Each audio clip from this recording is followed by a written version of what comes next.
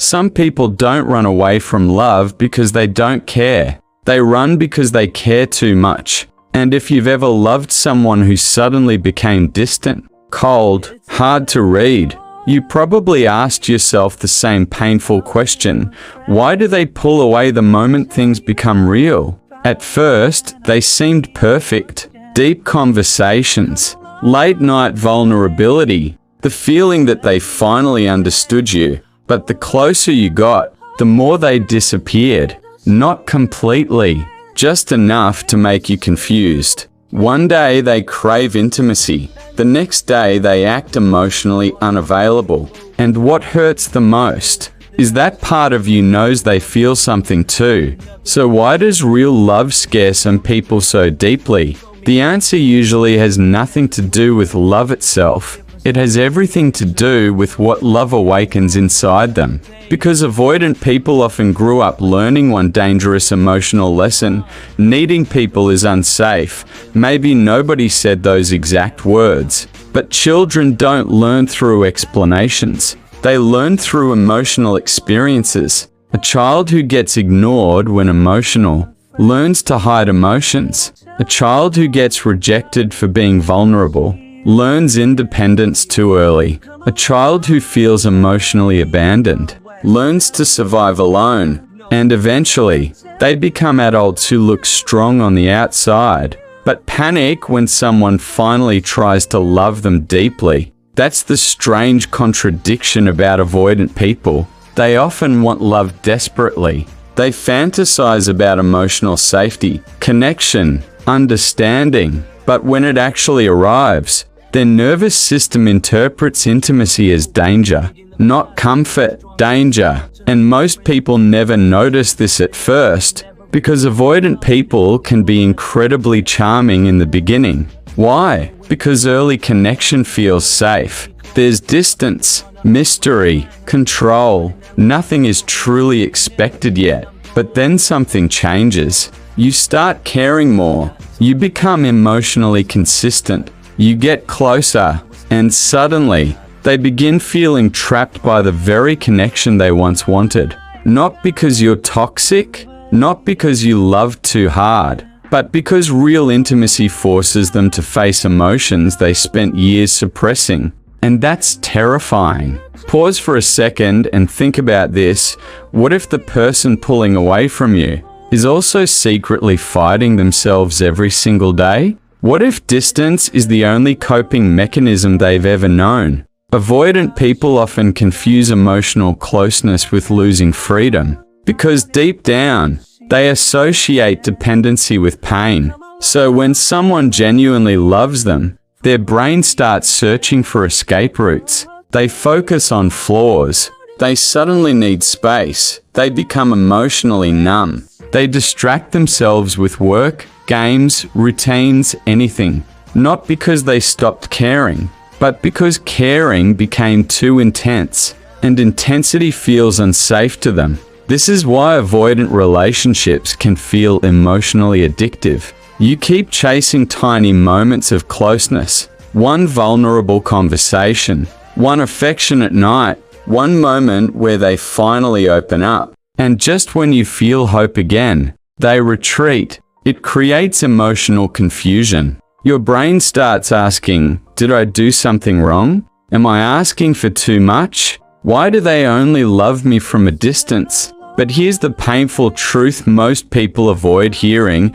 Avoidant people often love in incomplete ways until they heal. Not fake love, not manipulative love, incomplete love. Because you cannot fully receive intimacy when vulnerability still feels dangerous. And sometimes, they don't even realize they're doing it. That's what makes this so sad. Many avoidant people genuinely believe they're protecting themselves. But in reality, they're protecting old wounds that no longer exist. Imagine carrying emotional armor for so long that taking it off feels more dangerous than loneliness itself. That's the inner world many avoidant people live in. They might look calm, but emotionally, they're constantly bracing for disappointment, pressure, or loss of control. And here's where it becomes even deeper. Most avoidant people are not afraid of love. They're afraid of what happens after love. Dependence, exposure, abandonment, being truly seen. Because being fully seen means someone could also fully hurt them. So instead of risking that pain, they leave emotionally first. Even when they don't want to, even when they miss you, even when they think about texting you every night. And this is the part nobody talks about enough.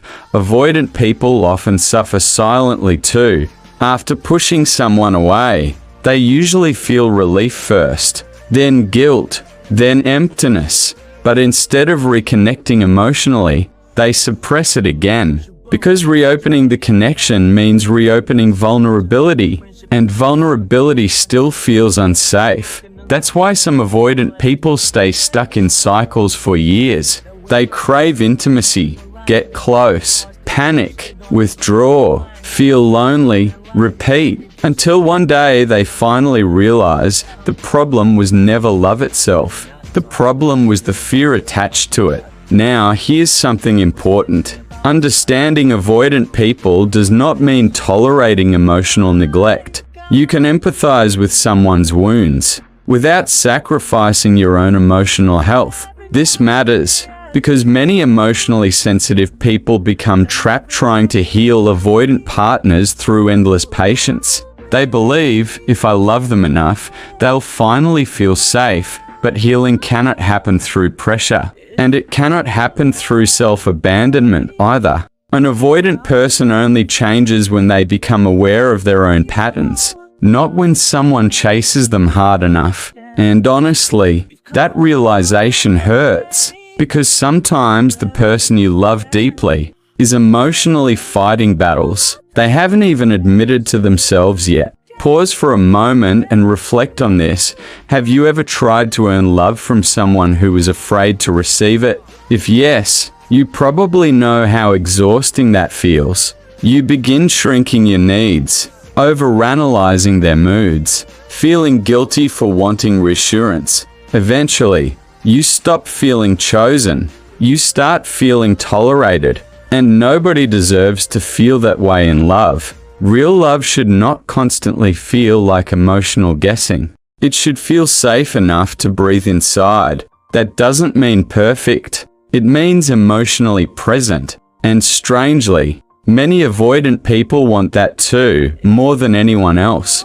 But wanting intimacy and tolerating intimacy are two different things. That's the hidden tragedy. Some avoidant people spend their entire lives longing for connection, while unconsciously pushing it away every time it becomes real. Because deep down, their heart still remembers old emotional pain. Their mind thinks it escaped. But people can heal. Awareness changes patterns. When avoidant people finally understand why they run, they stop seeing vulnerability as weakness. They begin realizing that intimacy is not imprisonment. That love does not automatically mean abandonment, or control, or losing themselves. And slowly, they learn something most people never think about. Being loved safely can feel unfamiliar at first, but unfamiliar does not mean dangerous. Maybe that's the realization many people need today. Sometimes the coldest people are not heartless. Sometimes they're just terrified of needing someone too deeply. And sometimes, the person who struggles to say I need you, needs love the most.